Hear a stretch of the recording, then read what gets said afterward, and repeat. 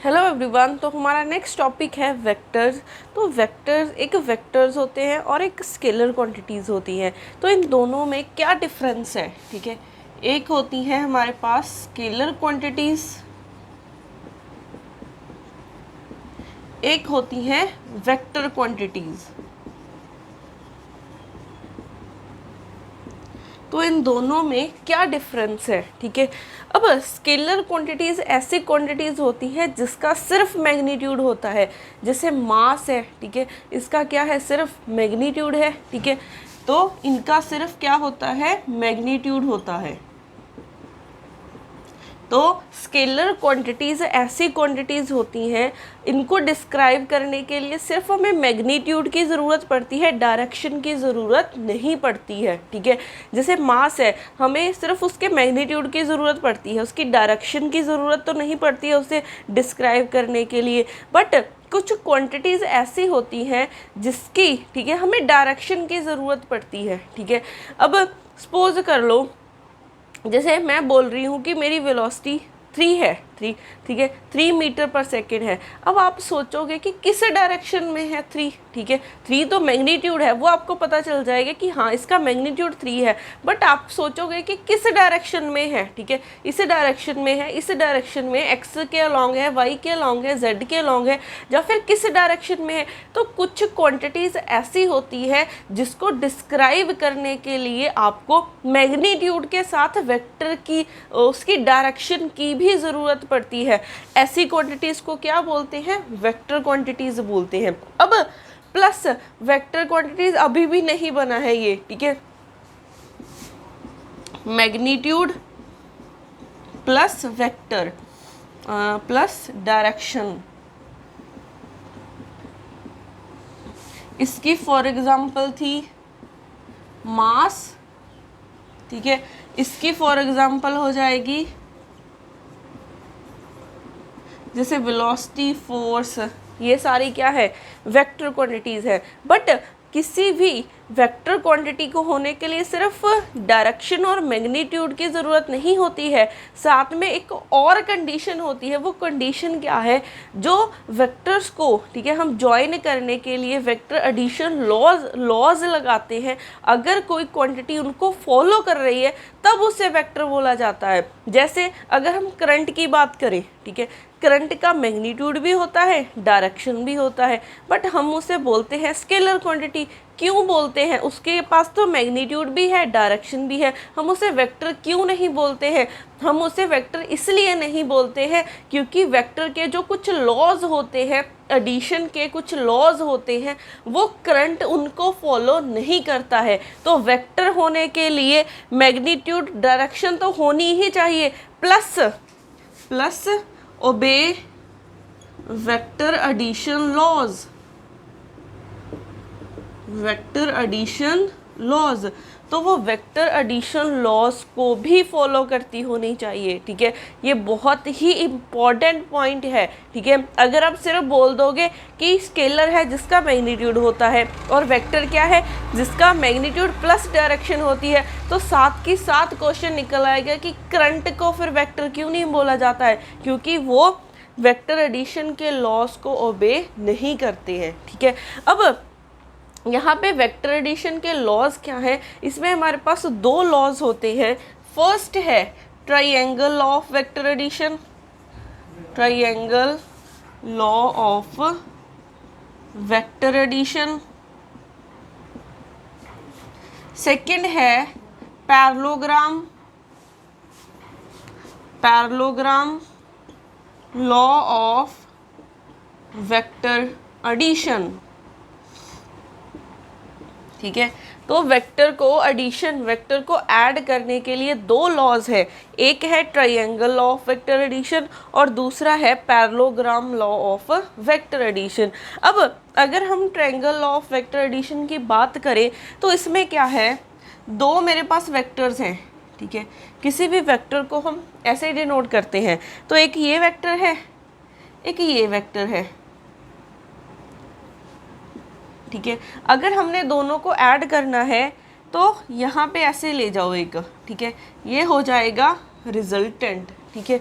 ये रिजल्टेंट किसके इक्वल हो जाएगा, इन दोनों के प्लस के इक्वल हो जाएगा, ठीक है। अब यहाँ पे ध्यान रखने वाली क्या बात है, ये देखो वेक्टर ऐसे है, ये उसकी हेड है, ठीक है, ये उसकी क्या हो जाएगी, टेल हो जाएगी, ठीक है।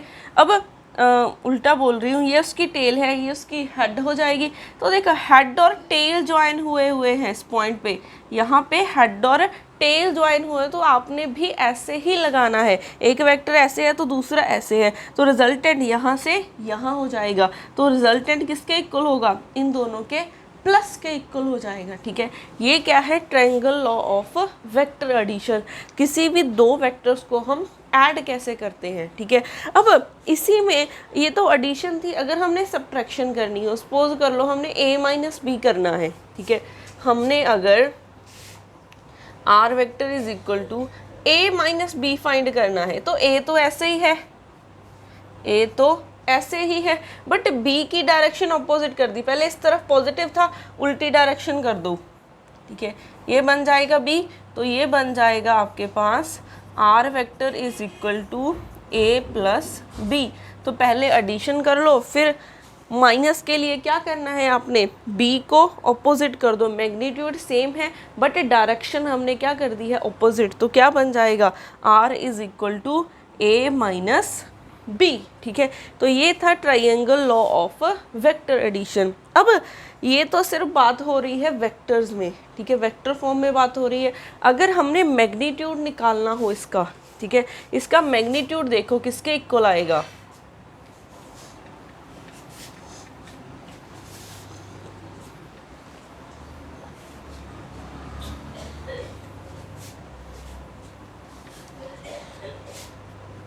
मैग्नीट्यूड ऑफ आर वेक्टर, तो ये हो जाएगा r is equal to root a square plus B square plus 2ab cos of theta. एक बार चेक कर लेते हैं यहाँ पे प्लस होता है कि माइनस,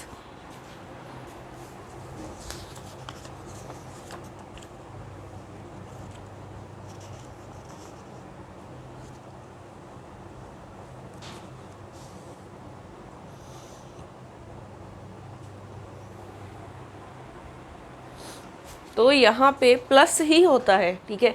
तो r का मैग्नीट्यूड क्या हो जाएगा, A square plus B square plus 2ab cos of theta. अब ये थीटा क्या है, ठीक है, थीटा क्या है, इन दोनों में एंगल है, और वो एंगल ऐसे नहीं बना है, ठीक है। क्या बोल दोगे कि ये वाला एंगल है, नहीं, ये वाला एंगल ऐसे नहीं बना है। ये वाला एंगल देखो कौन सा होगा, ये एंगल होता है टेल टू टेल वाला एंगल। अगर ए वेक्टर ये है, ठीक है, और बी वेक्टर ये है, तो टेल टू टेल वाला एंगल होता है, ठीक है, थीटा। तो अगर आप यहाँ पे देखोगे कौन सा एंगल थीटा होगा, इस वेक्टर को थोड़ा सा आगे खींच लो, ये ऐसे बना दो, ठीक है। तो देखो ये बन गई टेल, ये इसकी भी टेल है, तो ये वाला एंगल हो जाएगा थीटा। तो थीटा जब भी लेना है तो उसमें मिस्टेक नहीं करनी है। टेल टू टेल जब वो जुड़े होंगे एक दूसरे के साथ ए और बी, तब उनमें जो एंगल है वो होता है थीटा, ठीक है। थीटा क्या है, angle between A and b vector, ठीक है। अब ये था triangle law of vector addition. अगर हम parallelogram law of vector addition की बात करें तो इसमें देखो वेक्टर्स ऐसे जुड़े होते हैं, ये ए वेक्टर है, ये क्या है, बी वेक्टर है, ठीक है। अब देखो ये कंबाइन किए हैं टेल टू टेल। अब पैरेललोग्राम का क्या मतलब होता है, यही साइड यहाँ पे लगा दो, ये वाली साइड यहाँ पे लगा दो, एज अ रेक्टेंगल की तरह, ये बन जाएगा, ये हो जाएगा ए। ये ऑपोजिट साइड्स क्या है, दोनों सेम है। अगर ये बी है तो ये भी बी है, अगर ये ए है तो ये भी ए हो जाएगा। अब यहाँ पे देखो ये होता है रिजल्टेंट, ठीक है। ये क्या दिख रहा है, डायगोनल दिख रहा है, तो पैरेललोग्राम का डायगोनल रिजल्टेंट बनेगा ए और बी का। अब यहाँ पे सपोज कर लो ये एंगल क्या है, थीटा है, ठीक है, क्योंकि हमने क्या बोला था, ए और बी में टेल टू टेल एंगल क्या होता है, थीटा होता है। तो ये ही फॉर्मूला सेम इस पे भी अप्लाई हो जाएगा, ठीक है।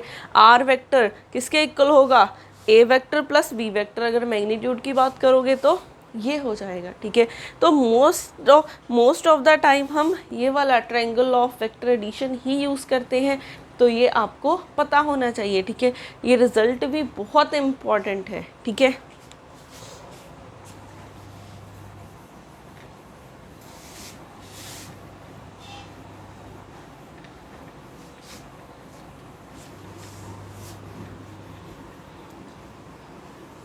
उसके बाद हमारे पास कुछ वेक्टर्स की ही अगर हम बात करें, ठीक है, कुछ वेक्टर की टाइप्स हैं।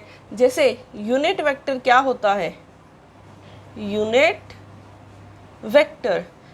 Vector means vector divided by its magnitude, इसको हम डिनोट करते हैं कैप से, ठीक है। यूनिट वेक्टर मीन्स इसका मैग्नीट्यूड क्या होगा, 1, ठीक है। अब किसी भी यूनिट वेक्टर को पहले तो देख लो कैसे डिनोट करते हैं, vector divided by its magnitude. और यूनिट वेक्टर के लिए किसी भी वेक्टर का मैग्नीट्यूड क्या होता है, 1 होता है, ठीक है। यूनिट वेक्टर का मैग्नीट्यूड क्या होता है, 1 होता है, ठीक है। अब उसके बाद नेक्स्ट है, सपोज कर लो ये हमारे पास कोई ए वेक्टर है, ए इसको मैं दिख रही हूँ क्योंकि वेक्टर है तो उसके एक्स कंपोनेंट भी होगा, वाई भी होगा, जेड भी होगा। तो ए एक्स आई कैप प्लस ए वाई जे कैप प्लस ए जेड के कैप। अगर हमने इसका मैग्नीट्यूड निकालना है तो किसके इक्वल हो जाएगा, ए एक्स स्क्वायर प्लस ए वाई स्क्वायर प्लस ए जेड स्क्वायर, ठीक है। किसी का मैग्नीट्यूड इसके इक्वल होगा। अब उसके बाद हमें यूनिट वेक्टर भी पता चल गया क्या होता है, किसी वेक्टर का मैग्नीट्यूड भी, ठीक है, आप ऐसे निकाल सकते हो। उसके बाद होता है नल वेक्टर, ठीक है। नल वेक्टर मीन्स जिस वेक्टर मीन्स हम बोल सकते हैं जिसका मैग्नीट्यूड क्या हो जाता है, 0, उसे हम बोलते हैं नल वेक्टर। किसी भी वेक्टर का अगर मैग्नीट्यूड क्या है, 0 है, उसे हम बोलेंगे नल वेक्टर, ठीक है। उसके बाद है वेक्टर्स की एक प्रॉपर्टी होती है, वेक्टर्स क्या होते हैं, लोकलाइज्ड होते हैं, ठीक है। वेक्टर्स क्या होते हैं, लोकलाइज्ड होते हैं। Vectors are localised in space. इसका क्या मतलब है, ठीक है, इस लाइन का क्या मतलब है, जैसे ये वेक्टर है, ठीक है, ए वेक्टर है, ठीक है। अब ए वेक्टर को मैं कहीं पे भी ले जा सकती हूँ, किसी भी पॉइंट पे स्पेस में किसी भी पॉइंट पे ले जा सकती हूँ, ठीक है, किसी भी जगह पे ले जा सकती हूँ। बट कंडीशन क्या है, उसकी मैग्नीट्यूड, वेक्टर का मैग्नीट्यूड और डायरेक्शन चेंज नहीं होने चाहिए। इस वेक्टर को मैं यहाँ पे भी लिख सकती हूँ, ठीक है, बट उसकी डायरेक्शन और मैग्नीट्यूड चेंज नहीं होने चाहिए, ठीक है। इसका मतलब होता है कि वेक्टर्स लोकलाइज हैं, आप किसी भी पोजीशन पे किसी भी जगह पे ले जा सकते हो स्पेस में, बट कंडीशन है साथ में कि उसका मैग्नीट्यूड और डायरेक्शन चेंज नहीं होने चाहिए, ठीक है। तो ये कुछ प्रॉपर्टीज़ थी वेक्टर्स के रिलेटेड। अब उसके बाद है हमारे पास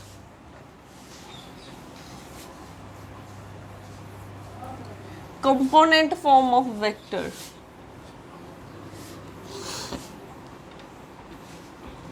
कंपोनेंट फॉर्म ऑफ वेक्टर, जैसे ये कोई ए वेक्टर है, ठीक है, ये एक्स एक्सिस है, ये वाई एक्सिस है, ये एक्स एक्सिस के साथ बना रहा है थीटा एंगल, ठीक है। अब ए वेक्टर को हम कैसे लिख सकते हैं, इसके 2 कंपोनेंट्स होंगे, अलोंग एक्स एक्सिस भी होगा, अलोंग वाई एक्सिस भी होगा। तो इसे हम लिख सकते हैं ए एक्स आई कैप प्लस ए वाई जे कैप। अब ए एक्स और ए वाई क्या होंगे, आपने क्या करना है, इस वेक्टर का एक्स के ऊपर एक परपेंडिकुलर गिराया, ठीक है। तो आप इतना निकाल के देखो, ठीक है, इतना क्या हो जाएगा, ए एक्स, ए और ए एक्स की वैल्यू क्या होगी, ए कॉस ऑफ थीटा। सिमिलरली ऐसे ही यहाँ पे परपेंडिकुलर गिराओ तो ये हो जाएगा ए वाई और ये बन जाएगा ए साइन थीटा। तो आपके पास किसी भी ठीक है, किसी भी वेक्टर का हम कंपोनेंट फाइंड कर सकते हैं, ठीक है, जिसके साथ एंगल बना रहा है उस साइड होगा कॉस थीटा और इस साइड हो जाएगा साइन ऑफ थीटा। तो ये बन जाएगा ए कॉस थीटा आई कैप प्लस ए साइन थीटा जे कैप। ठीक है, तो ए वेक्टर हो जाएगा ए कॉस थीटा आई कैप प्लस ए साइन थीटा जे कैप।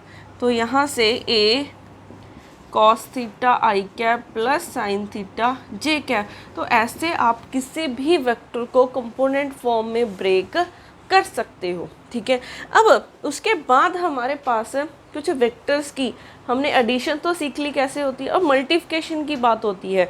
तो जो मल्टीप्लिकेशन होती है वो टू टाइप्स की होती है। ठीक है, प्रोडक्ट टू टाइप्स का होता है, एक होता है स्केलर प्रोडक्ट,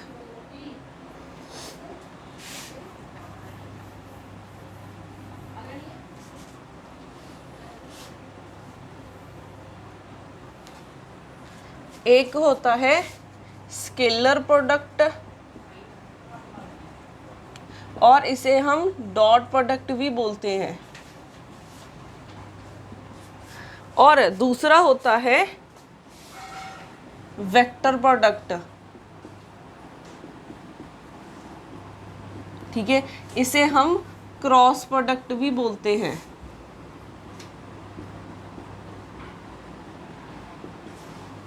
ठीक है, हमारे पास प्रोडक्ट टू टाइप्स का होता है वेक्टर्स का। फर्स्ट स्केलर प्रोडक्ट या फिर इसे डॉट प्रोडक्ट भी बोलते हैं, उसके बाद वेक्टर प्रोडक्ट और इसे हम क्रॉस प्रोडक्ट भी बोलते हैं। अब उसके बाद देखो ये डॉट प्रोडक्ट और स्केलर प्रोडक्ट हम करते कैसे हैं, इसको हम लिखते हैं डॉट है तो डॉट लगा देंगे। ठीक है, अब ए वेक्टर है, ठीक है, ए वेक्टर को हम कैसे लिख सकते हैं, तीनों डायमेंशन में बात करते हैं, कंपोनेंट फॉर्म में लिखो ए एक्स आई कैप प्लस ए वाई जे कैप प्लस ए जेड के कैप। ठीक है, इसको भी ना पहले हम ऐसे लिखते हैं, ए डॉट बी को हम लिख सकते हैं ए का मैग्नीट्यूड बी का मैग्नीट्यूड साथ में कॉस ऑफ थीटा। ठीक है, a vector dot b vector किसके इक्वल हो जाएगा, ए का मैग्नीट्यूड बी का magnitude into cos of theta, और यहाँ पे थीटा क्या है, angle between A and b vector. जो ये थीटा एंगल होता है ये कब होता है एंगल, जब वो टेल टू टेल जुड़े हों। ठीक है, जब वो टेल टू टेल जुड़े होते हैं, इसका ध्यान रखना है।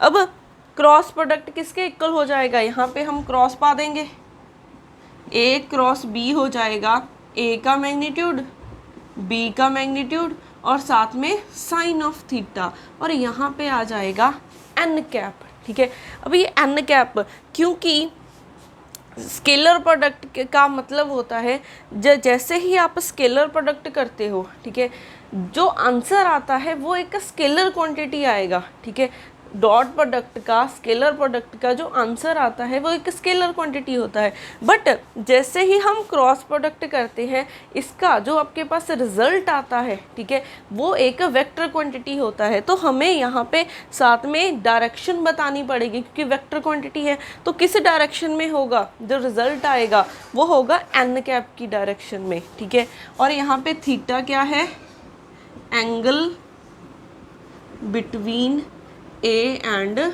बी। ठीक है, अब यहाँ पे एन कैप क्या होगा, perpendicular to the plane containing A and B. ठीक है, एन कैप किसके अलॉन्ग होगा, perpendicular to the plane containing A and B.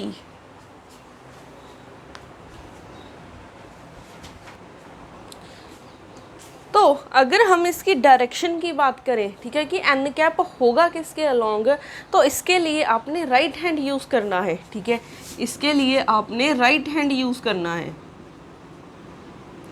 Right hand curl rule लगाना है। ठीक है, तो आप कर्ल रूल लगाओगे कैसे, ठीक है, सपोज कर लेते हैं हम, ठीक है, कि हमारा ए वेक्टर इस तरफ है और बी वेक्टर इस तरफ है, ठीक है, बी वेक्टर ऊपर की तरफ है और ए वेक्टर इस तरफ है। तो हमने ए क्रॉस बी की डायरेक्शन निकालनी है, ए क्रॉस बी की डायरेक्शन निकालनी है। तो सबसे पहले कौन है, ए है, ठीक है, ए क्रॉस बी निकालना है तो ए की तरफ आपने अपना हाथ रखना है, ठीक है, ए की तरफ ऐसे हाथ रखा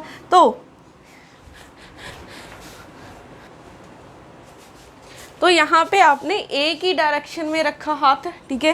अब क्या करना है, इसको ऐसे कर्ल करना है किसकी तरफ, बी की तरफ। बी क्या है, अपवर्ड है, ठीक है, आप इसको ऐसा मान सकते हो, ये है कुछ, ठीक है, इसकी तरफ रखा और बी क्या है, अपवर्ड है, तो ऐसे हाथ करेंगे, ठीक है। तो जो थंब है, ठीक है, जो थंब है वो आपको एन कैप, ठीक है, वो किसकी डायरेक्शन में होगा, एन कैप की डायरेक्शन में होगा।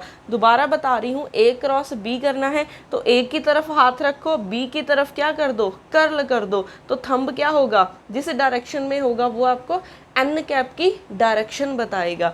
अब अगर ये कुछ ऐसे होता, ठीक है, ये देखो, अब ए ये है और बी ये है, तो ये बी क्या है, नीचे है, तो ये इस तरफ हो गया, ठीक है। अब आपने क्या करना है, क्योंकि पहले हाथ ऐसे रखा हुआ था, ऐसे कर्ल कर रहे थे क्योंकि बी ऊपर की तरफ था, अब बी क्या है, नीचे, तो नीचे की करेंगे, हाथ को उल्टा कर लो, ऐसे करोगे, ठीक है। अब ऐसे किया तो बी क्या है, नीचे की तरफ है, तो नीचे की तरफ करो, तो थंब किस डायरेक्शन में आ रहा है, इस डायरेक्शन में आ रहा है, तो ये क्या करेगा, एन की डायरेक्शन बताएगा आपको, ठीक है। तो ऐसे हम किसी की भी डायरेक्शन फाइंड कर सकते हैं by using right hand curl rule. अब ये कर्ल रूल आपको लगाना आना चाहिए क्योंकि ये ईडी में बहुत यूज़ होता है, ठीक है, हम यूज़ ही राइट हैंड कर्ल रूल करेंगे, ठीक है। अब उसके बाद यहाँ पे हमने ये भी देख लिया कि डॉट प्रोडक्ट किसके इक्वल होता है और स्केलर प्रोडक्ट, डॉट प्रोडक्ट या फिर स्केलर प्रोडक्ट या फिर वेक्टर प्रोडक्ट किसके इक्वल होता है। अब यहाँ पे देखो हमारे पास जैसे आई डॉट आई करना हो, आपने आई डॉट आई करना हो, ठीक है, आई डॉट आई करना हो तो वो किसके इक्वल होगा, तो यहाँ पे देखो इसका मैग्नीट्यूड, इसी फॉर्मूले को यूज़ करते हैं, आई का मैग्नीट्यूड कॉस ऑफ थीटा, ठीक है। अब आई और आई क्या है, यही तो लाइन है, यही आई है, तो इनमें एंगल क्या है, 0 डिग्री, तो यहाँ पे क्या हो जाएगा 0 डिग्री, ठीक है। अब आई क्या है, आई जे के एक यूनिट वेक्टर्स है, आई जे और के क्या है, यूनिट वेक्टर्स है। तो अगर ये यूनिट वेक्टर्स हैं तो इनका मैग्नीट्यूड क्या हो जाएगा, 1 हो जाएगा। तो यहाँ पे आई डॉट आई क्या हो जाएगा, ये भी 1, ये भी 1, कॉस ऑफ 0 1 होता है, तो आई डॉट आई क्या हो जाएगा, 1 आ जाएगा, ठीक है। सिमिलरली जे डॉट जे करोगे उसमें भी एंगल क्या होगा, 0, ये भी 1 हो जाएगा। सिमिलरली के डॉट के भी क्या हो जाएगा, 1 हो जाएगा।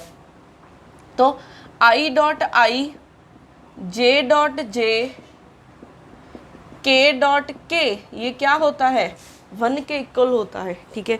अब उसके बाद अगर हम क्रॉस प्रोडक्ट की बात करें, ठीक है, क्रॉस प्रोडक्ट, अच्छा इससे पहले अगर हमने आई क्रॉस आई डॉट जे करना हो तो ये किसके इक्वल होगा,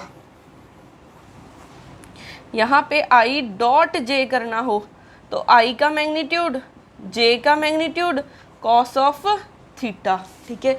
अब आई और जे ऐसे ही होते हैं, ये आई है, ये जे है और ये क्या हो जाएगा के, ये तीनों एक दूसरे के साथ क्या होते हैं, परपेंडिकुलर टू ईच अदर होते हैं, तो इनमें एंगल कितना होता है 90, तो यहाँ पे एंगल हो जाएगा 90, कॉस 90 कितना होता है 0। तो चाहे आप आई डॉट जे करो, ठीक है, आई डॉट के करो, जे डॉट के करोगे, ये क्या आ जाएगा 0, ठीक है। आई डॉट जे या फिर जे डॉट के या फिर के डॉट आई करोगे, ये क्या मिलेगा आपको 0, ठीक है। और यहाँ पे एक और बात, चाहे आप ए डॉट बी करो चाहे बी डॉट ए करो, सेम ही बात होती है, ठीक है, चाहे ए डॉट बी करो चाहे बी डॉट ए करो, सेम ही बात होती है, क्योंकि जो रिजल्ट आना है वो एक स्केलर क्वांटिटी आना है। ठीक है, तो इसमें कोई चेंज नहीं आता है। तो ये था हमारे पास स्केलर प्रोडक्ट की कुछ, ठीक है, टर्म्स। अब उसके बाद अगर हम वेक्टर प्रोडक्ट पे आए, तो अगर इसमें हम आई क्रॉस आई करें, आई क्रॉस आई करें तो क्या हो जाएगा, आई का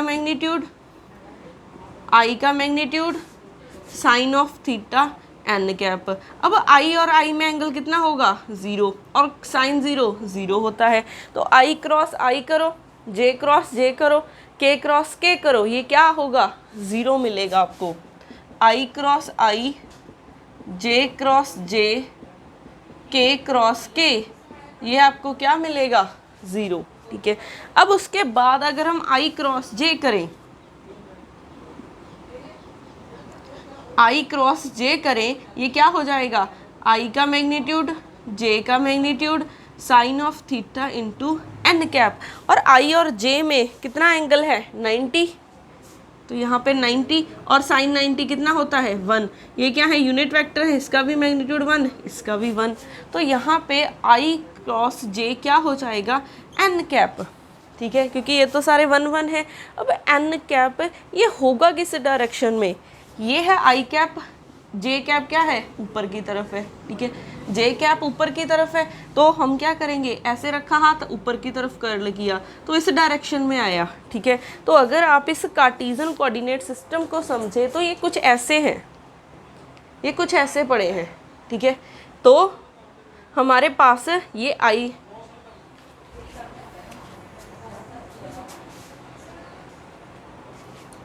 तो यहाँ पे हम डायरेक्शन देख रहे थे। ठीक है, ये कुछ ऐसे हैं। ठीक है, ये है आई कैप। ठीक है, ये है आई कैप की डायरेक्शन, ये जे कैप ऊपर की तरफ है, और ये हो जाएगा के कैप। ठीक है, अगर हमने क्या किया है, ठीक है, ऐसे ही रखा था, आई कैप क्रॉस जे करना चाहते हैं तो आई की तरफ रखा और जे की तरफ कर्ल कर दिया, तो थंब किस डायरेक्शन में है, इस डायरेक्शन में। इस डायरेक्शन में कौन है, के है। ठीक है, तो यहाँ पे क्या हो जाएगा, आई क्रॉस के हो जाएगा के कैप।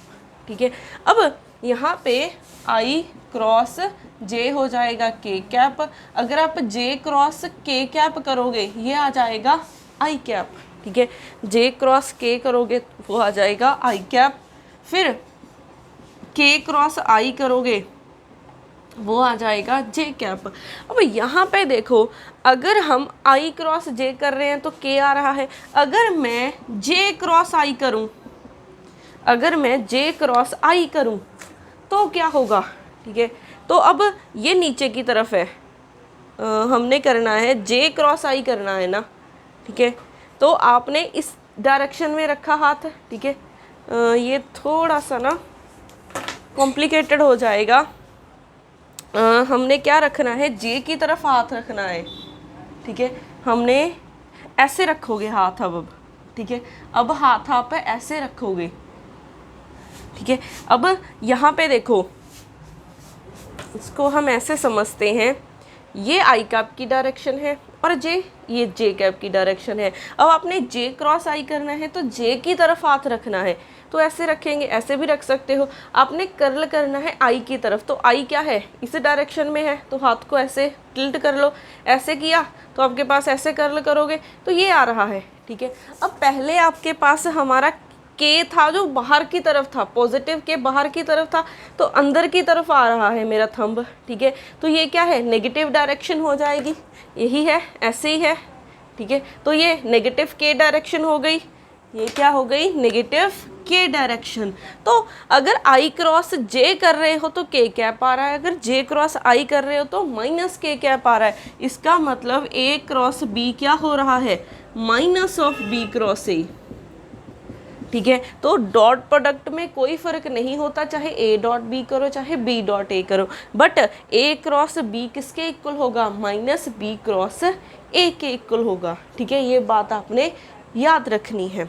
अब उसके बाद हमारे पास कुछ और टर्म्स हैं,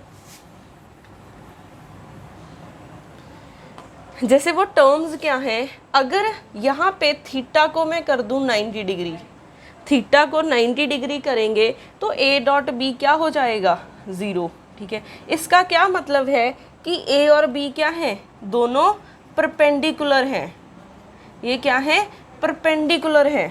तो अगर आपने कभी भी परपेंडिकुलर क्यों बोला है, क्योंकि दोनों में एंगल कितना है, 90 डिग्री है। तो अगर कभी भी आपने चेक करना हो कि दो वेक्टर्स परपेंडिकुलर हैं कि नहीं है, तो कैसे चेक करोगे, उनका डॉट प्रोडक्ट निकालो। ठीक है, अगर डॉट प्रोडक्ट 0 आ गया तो वेक्टर परपेंडिकुलर है, अदरवाइज वेक्टर परपेंडिकुलर नहीं है। ठीक है, अब उसके बाद यहाँ पे देखो, अगर मैं थीटा को क्या कर दूँ, 0, अगर मैं थीटा को कर दूं 0 डिग्री तो ए क्रॉस बी क्या आ जाएगा, 0। ठीक है, 0 डिग्री मतलब पैरेलल है वो। तो अगर कभी भी आपने चेक करना हो कि दो वेक्टर्स पैरेलल हैं कि नहीं है, क्रॉस प्रोडक्ट निकालो। अगर क्रॉस प्रोडक्ट 0 है तो पैरेलल है, अदरवाइज पैरेलल नहीं है।